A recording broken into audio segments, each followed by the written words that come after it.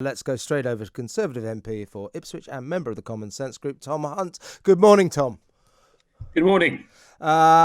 It's moronic what Sadiq Khan is saying there, isn't it? It is a moronic thing to do, to say let's tear down every statue representing every person from 300 years ago who may have had something to do with the slave trade or may have profited from the slave trade.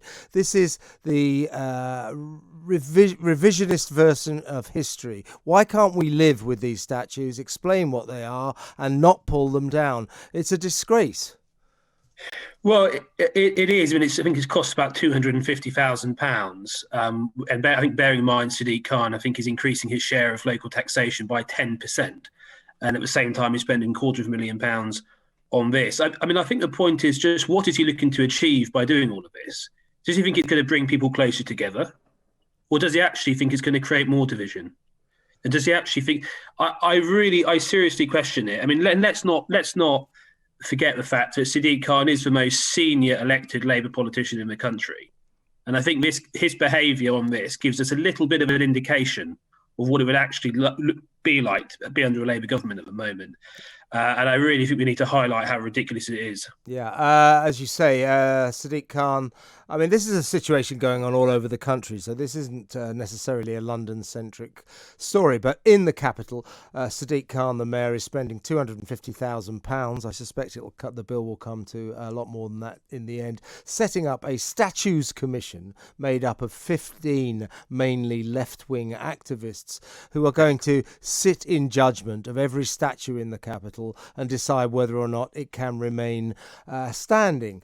Now, we heard there, Tom, Sadiq Khan basically preempting what that commission is going to decide. He wants to pull these statues down.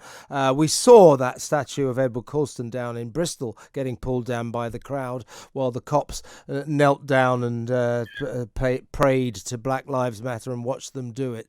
This nonsense has to stop around the country. I think we should have a ban on changing our sort of statue landscape. But I think that the Tory government are proposing, via the auspices of the Housing Minister, Christopher Pincher, a very strict planning application system. So if you want to pull down a statue, you can't just do it.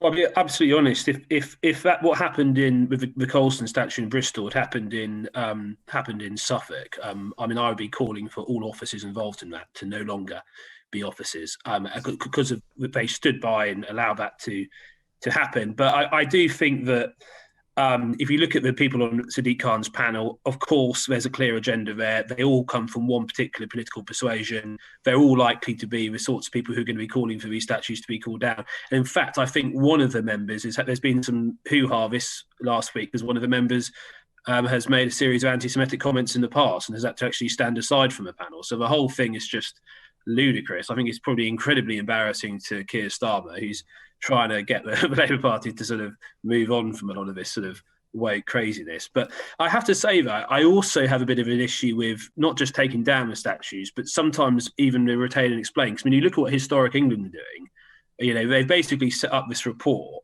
to scour the whole country looking for any church, hall, pub or whatever, which street has names, of course, any link, however tenuous, to slavery. And just imagine this. Imagine you live in a village, okay, which is quite a nice village, okay, maybe a diverse village, people from different backgrounds come together, have a good time. We've got a lovely church hall in the middle of the village, which is a unifying building, and then it's a bit like, well, actually, you may think that's a unifying building, but May I tell you that 250 years ago, one of the people who owned this building had a half brother who was vaguely connected to slavery. And you know what? And you know what? We're going to get a big plaque and we're going to slap it on the side of that building. And by doing that, we think it's going to bring people closer together. And it's going to make people from the BAME community feel more at home in their local village. And it's going to create a really positive feeling. So the whole point here is, what are people looking to achieve by all of this?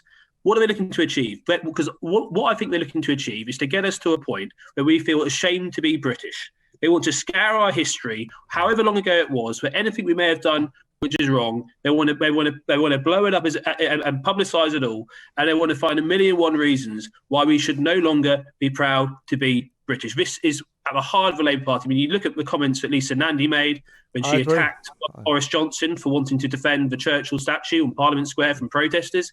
This is intrinsic to the Labour Party, and it is not a surprise that the most senior elected Labour politician in the country is embarking on this agenda. But we need to stand up to him. I agree.